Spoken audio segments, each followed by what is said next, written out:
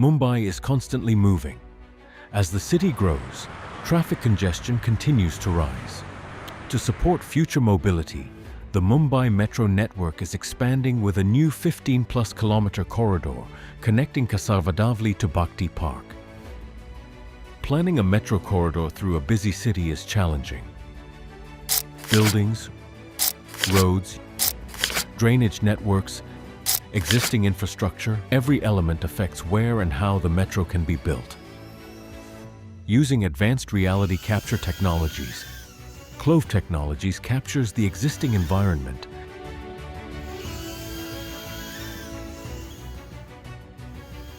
and transforms millions of data points into an accurate digital twin of the project corridor. The proposed metro alignment is integrated into the digital twin, allowing stakeholders to clearly visualize metro alignment within the existing city landscape.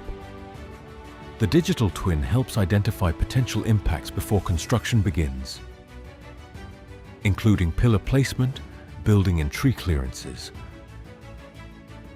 road interactions, river crossing, by transforming complex project data into an intuitive visual environment.